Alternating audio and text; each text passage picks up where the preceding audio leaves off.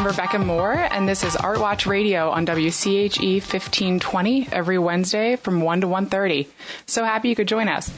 Today, my guest in the studio is artist Michael Doyle. Michael is a representational painter who explores the natural world through landscapes, still lifes, and interiors with an emphasis on light and texture. His solo exhibition at Somerville Manning Gallery is on view now and runs through November 10th. Welcome, Michael. Thank you, Rebecca. It's such a pleasure to have you with us today. So I've personally worked with you for about 8 years, but you've been showing at Somerville Manning Gallery since 98? Whenever the new gallery was... I think that's maybe even a little earlier than that, actually. Yeah. So it's been 20-some years. Wow. So for those of you who don't know you or your work, can you tell us a little bit about how you got started as an artist? Well, I've always liked to draw and paint since I was a kid, and I went off to college for sports. And while I was there, I took painting courses because I loved to paint. And someone came up to me, a woman, her name was Mildred. She's probably not around anymore. She was a grandmother, and she came up to me and said, "Oh my God, Michael, you need to go to the academy." And I said, "What's that?" And luckily, the guy who set up the still lifes and got the models for the college, he went to the academy and worked with me to get a portfolio together. So that's how you got connected with the academy? Yes. Yeah. Okay. The Pennsylvania Academy of Fine Art, for those of you who don't know what we're talking about. But Thank you. So let's talk about your farm, because it's a major source of inspiration for you, lending you models from gardens to landscapes, the occasional chicken. Why do you think that you're so drawn to an environment like that? I don't know. I often think about that. I've always loved nature. Mm-hmm. It's been a big part of my life, and I always wanted a place that I could be out in nature. And luckily, I moved to Mullica Hill just to get nearer to where I love to paint, southern part of New Jersey. And instead of driving all the time back and forth to my parents where I lived, I started looking for apartments, and I found an apartment in Mullica Hill, and it just happened to be right next to this little restaurant that I would frequent, and I got to know people. Mm-hmm. And one of the farmers said, "Hey, you should go look at my aunt's house. Mm-hmm. She's renting it." So I did, and that's later on in 2004 I bought it, mm-hmm. and it's been a dream come true. Mm-hmm. Well, that actually leads me to another question, because I find that there's a real intimate sense of storytelling to some of your paintings, whether it's your neighbors or your family members or farm workers nearby. Do you feel like you are telling their stories, and why do you think it's important to tell those stories? Well, it's not that I'm telling stories. Mm-hmm. It's, I just find their way of life fascinating. And especially with the farmers, they're timeless. We've had them in our existence forever. And especially with the farm workers, that one of the big paintings in the show is mm-hmm. featured, it's called The Americans. Which we will talk about soon. They're amazing to me. They become little parts of the landscape, and it fascinates me. And throughout time, like painters like Millet and Lepage, the way they handle it, the feeling they get of these people working, mm-hmm. Collecting our crops, it's just amazing to me. And so you almost consider them, like you said, a part of the landscape and really a part of this natural world. Yeah, that you're so entrenched in. Yeah, they're like the deer, they're like the farmer, they're just a part of what's around me, mm-hmm, mm-hmm. and I find them visually stimulating. Yeah, yeah. So going into a little bit of your process, you said early on you love to draw, you love to paint. Do you sketch before you started painting? Yeah, I often do, and you'll see some of the examples in the show, these little paintings, especially there's one called Cow's Meadow, and it's a small version of a larger piece in the show. And I often do that just to explore an idea before I dive into it in a bigger format.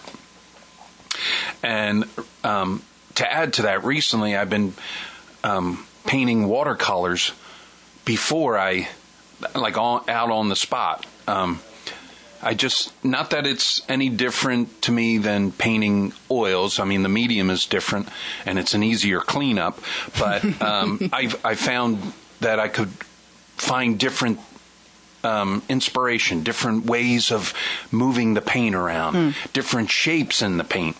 So what do you work out in those watercolor sketches or studies that you're trying to get to in the oils? Are you just learning the light and shadow of a composition, or? Well, it's always about light to me. Yes. Always.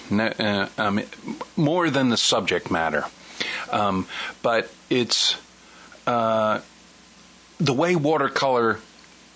way I like watercolor, it goes on the page, it could be very abstract shapes, and it's a way of exploring abstract shapes in oil paint without struggling with it. You know, it happens naturally in watercolor, more so than I find in oil paint. And then a bit more refined in a way when it comes to the oil. But I wouldn't necessarily call your work refined, and I mean that as a compliment. No. Because they're very loose. There's this rustic feel to them, even in your color palette. They're very natural, neutral tones. And yeah, I think this latest show is one of my strongest yet, and my color, I think, has gotten stronger, my value, and I really focused on my texture. Well, and I've noticed that you've been not messing around, but utilizing a palette knife more, I feel like, in the recent work. Yeah, Along with the brush. How has that changed your process and how you go about a painting? Or does it not? Well, I use the palette knife just to develop texture. I mean, you can't use a palette knife with no paint. There's no way of doing it. So it forced me to use a lot of paint, and it forced me not to get detailed. I mean, you can get detail, but the way you move around the paint, things happen that you're not really aware of. Some happy accidents. I just had this conversation with a student yesterday in class. Like, yeah, happy accidents. And the key is recognizing that accident is important. And not to get rid of it? And not to get rid of it. They are happy accidents, but in realizing that, wow, that works in the painting, they become a stroke. They become a part of you. It's more than just an accident. How do you know when a painting is finished? I often get asked that question by students and just by people who are interested in looking at my work. And it's the best explanation was from a friend who I learned frame making from, Robert Kudelik, who's no longer with us, and he said something to me that I always, whenever someone asks me that question, I always give his answer, and that is when you agree with it. And a lot of times I'll get to I'll see a painting later on after it's done, and it's either in someone's house or at the gallery. Yeah. And I'll think, oh man, I wish I did that. But at the time, when you stop, I agree with it. Yeah. But I'm sure there are other painters out there that'll want to work on their pieces forever. That's true. We can't do that and survive. Yeah. So. Vicky Manning, the owner of the gallery, has this saying when people ask her how long did it take an artist to paint this painting, she says their whole life. Oh, absolutely. Because really, it's taken everything up to that moment, and I feel like this is kind of a nod to that, where at the moment you were ready, you were done with it. But later on, whatever has crossed your path or in your studio to make you want to change it after the fact. Yeah. That's interesting. I agree with Vicky. I mean, people often say, oh, how long that painting take you? Because they look at the price tag and they think, oh, you only took 3 or 4 hours. But no, that 3 or 4 hours was a lifetime of study. Exactly. And it always changes. Yeah. You know, you're always looking at other artists. You get inspired by something you see in nature, and that's where the changing is always where you want to work on the painting. Seeing something differently. Yeah. Well, so there's some paintings that I don't even know how to describe it. I guess there's a really strong concentration of subject matter in some of your paintings, whereas it almost becomes tunnel vision. So some of your subjects are so textured and with this luscious color and paint, and it almost begins to fade out of focus towards the exterior of the canvas. I'm assuming that's intentional. Yes, that is and intentional. What are you kind of trying to achieve with that? I want the viewer to focus and see what I'm seeing. And we're so accustomed with digital photography that everything is in focus. But really, if you really think about it and use your eyes instead of your mind, you can't focus on everything. So for me, and what I tell my students is, if while you're painting, whatever you want to say, that's your focus. And everything is subordinate to that focus and uplifts that part that you want to focus. It's almost not getting distracted by everything else that's happening around it. You want to give information, but you don't want to overdo it. And to me, it's a kind of poetry. There's some absolutely fantastic technical painters. Yes. That to me lack poetry. And for me, the poetry is the things that are in focus or out of focus. And using the eye, I'm not a teacher of technique because our technique changes constantly, but I'm a teacher more in seeing, being able to see. Interesting. And how to maybe translate that. Yeah, because we're always going to change our technique. And I tell my students, if I say something and you don't agree with it, let it go. Yeah. Take things from me that can make your vision come to life. Not just copy you. Not just copy me. Yeah. Which has to be really difficult as a teacher and as a student. Yeah, but knowing as a student that going through what I went through, I had groups of teachers that I pulled from, not just one. There's always going to be influence pulled from all different directions. Yep. Yeah. Well, we have to take a break right now, so we'll be back after the break with artist Michael Doyle.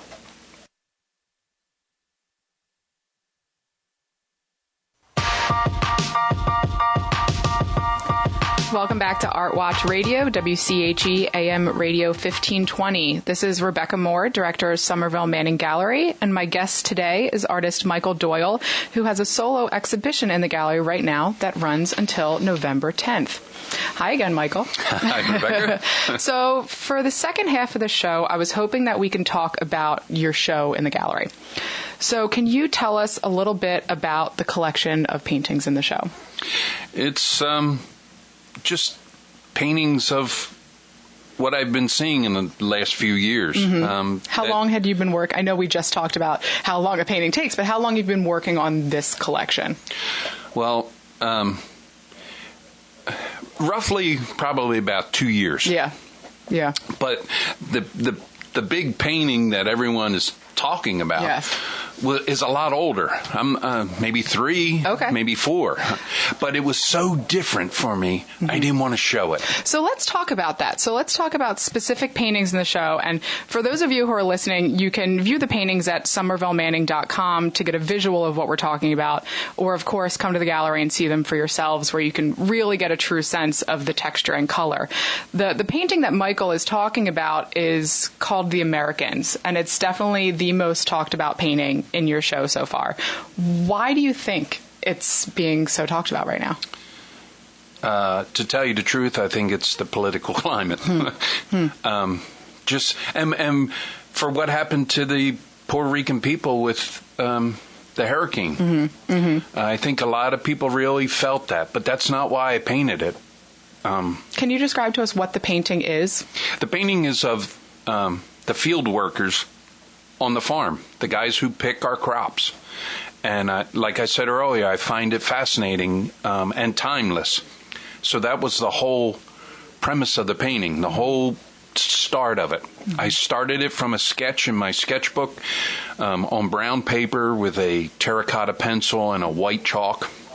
And then from that drawing, I did this painting, and I wanted to explore for the first time, or really dive into it for the first time, texture. And I have a video. I should probably give it to you guys to show of me painting it. Oh, I'd love to see that. With the palette knife. And I felt like I had something new, but it was so different from my other work that I didn't want to show it. So I held on to it. Yeah. And as I developed this new show, I thought, oh my God, it works now. Yeah. It works with the other paintings. So that's why it's in the show with these newer paintings. But it still has the freshness of something totally new with, it doesn't look like it's been painted. Definitely. I mean, and like you said, the texture in that painting, specifically in the background behind the figures, almost looks like a Jackson Pollock painting. It's really incredible. It was really a lot of fun to do. And people ask me, I love that you kept their faces off. Yes. So the faces of the figures are completely in deep shadow from the hats on their head. Yes. Yeah. And initially it was about just my visual sense of, like, I couldn't see detail. But after I thought about it, I didn't want it to be about a specific person, even though everybody recognizes them in this group of guys that comes from Puerto Rico. They know exactly who they are. They know exactly who it is. And even the farmer said, oh my God, look at these guys. They're sitting around doing nothing. And really, they're looking at me in the field saying, what is this guy doing? What is he doing? Some of them come up and talk to me. Some of them will not even come close. They think it's, I'm an alien or a freak or something. Yeah. It's pretty funny. But they're the main foreman, a guy by the name of Emmanuel, he tells me every day where they're going to be working, what they're going to be doing, when they're going to be hoeing a certain field.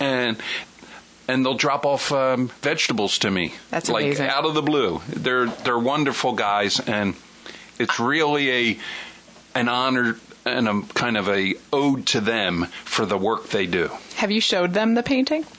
I showed them a picture. I didn't show them the actual painting. What did they say about it? Oh, they love it. They love it. They all know in the painting there's a very big man. Who's the central figure in that painting. And I didn't paint him there. I mean, it just happened in front of me, but I was really attracted. He's wearing yellow rubber gloves. At this time they were picking squash, and squash plants have little prickly things. So they use these gloves to help save their hands. Yeah. And I was so attracted to these yellow, bright canary yellow gloves. And in the hottest days of the summer, these guys protect themselves no matter what the temperature is. As Americans, we'd be out there with sunscreen, suntan lotion, where these guys are covered from head to toe. And I find it fascinating that they do this and laugh and while they're doing it. Well, I think you've definitely captured that in the painting. And you had talked about the texture, and we had mentioned how in the background it's almost abstract. There's another painting in the show called The Fisherman that I feel is one of your most abstract paintings you've ever done. If you took away The Fisherman, it'd be completely abstract. And that's the only reason, really, The Fisherman is there. So did you have to approach that painting in a different way? No, because of I knew. See, that painting all started from the woman who I rent from in New Hampshire. She has a big family, and one of her daughters lives in Savannah, Georgia. So last summer, she called and said, I'm heading up to Mom's. You're the halfway point. Can we stop and stay over? Absolutely. Come on. So her son David is an incredible kid. Her family is just wonderful. But David is such a passionate fisherman. And he said, Mike, is there a place I could go fishing? So I told him about the park behind me, and he had some luck, but not very good. And then when he came back, he said, could we fish tomorrow? And I said, your mom wants to leave early. If you want to leave, and if you don't want to get in trouble, we have to get up early because it's a pretty good hike back into the woods. So we did. And when I happened to take my sketchbook with me. Good thing you did. I know. And I had my phone so I could take a photo. And he went out on this log, and I was amazed by what I saw, the reflections of the trees around them. And the colors that are reflected on this lake. Yeah, it was all around him is really amazing. I pump up those colors. I'm sure, yeah.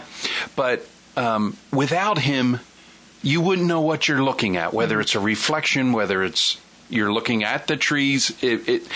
But putting him in the piece on this log, and he's very abstract. He's not detailed at all. No, he's just a silhouette. It just gives you a reference. I think it anchors the piece. Yeah, it helps to show the space of it. Exactly. But all that was done in palette knife. I may use a brush to soften areas a little, but the majority of that piece was palette knife. And the point that pushed it over the top for me was at the end I glazed a color over top. Oh, yeah. And then I worked back with a rag to pull out the ripples, to give it ripples. That's how you did that. And that connected the whole piece. Interesting. Very interesting. There's also this fabulous grouping of 8 small paintings that you have called the Hero Series. So who are the figures in this series, and why did you choose these subjects? Well, again, I did it because of the polarization of our country. And I did it, as you know, the first group of heroes. Yes, this is the second in the series. And the first series was a group of 8. And I thought I needed to kind of talk to these men. The first one was a group of all men. There was Washington, Lincoln, Franklin, Jefferson, and then I have because of the love of nature, I have some naturalists in this group. It was John Barrows, John Muir, and then I find Native Americans very fascinating and beautiful souls, and I put in Chief Joseph of the Nez Perce, and I put in Sitting Bull. Sitting Bull is the only chief that ever united all of the Lakota. And I find that fascinating. Yeah. And Chief Joseph of the Nez Perce was a hell of a soldier and mover of his tribe, and really gave fits to the American cavalry. So you've brought that into the second series as well with Sacagawea. Yeah. Well, Sacagawea is one of the main women of the second series. And I find her story fascinating because, we always hear about Lewis and Clark and their journey, but they would have never been able to pull it off without her. And she alone saved the exploration of the West numerous times. On one occasion, their big boat was about to sink. Everyone bailed, even Lewis and Clark. And she stayed. And she had a baby. And she stayed on that boat, saved all their instruments, saved all their notes, saved all their specimens, and was able to get the boat to shore. And then the second time was they were crossing the Upper West, and they came across the Shoshone tribe. And she was kidnapped from the Shoshone many years prior by another tribe, and then sold to a Frenchman, Charbonneau, who was their translator. And when they came across the Shoshone tribe in need of horses, or they would have never made it, one of the chiefs came up to greet them, and because she was a woman in their presence with a baby, they knew it wasn't a war party. So she all of a sudden recognized that one of the chiefs, or the chief, was her brother.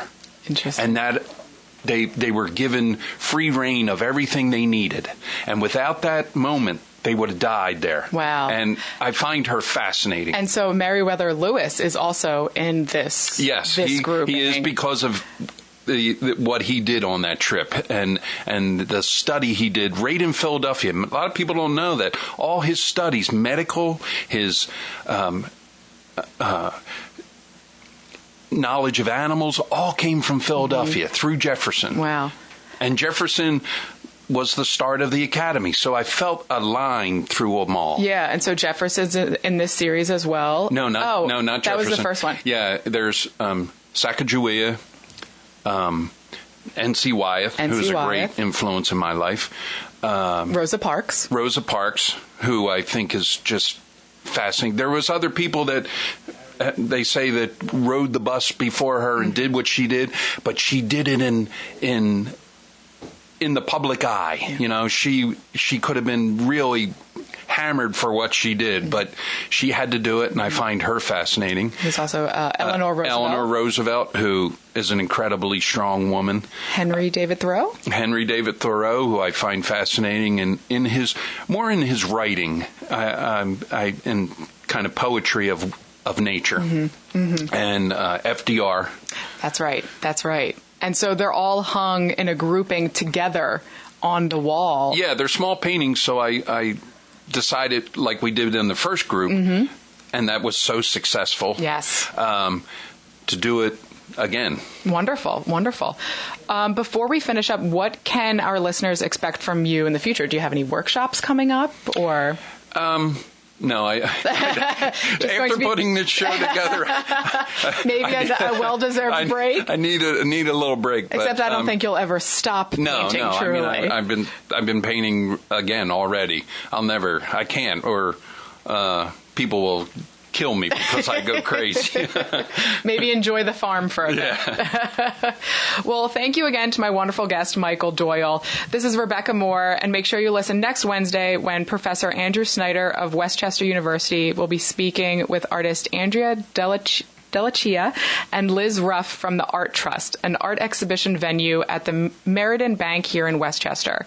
For past audios of Art Watch Radio, go to lilygaylor.com or Chad Sword Live. Stay tuned every Wednesday from 1 to 1:30 for Art Watch Radio, and thanks for joining us today on Art Watch on station WCHE 1520.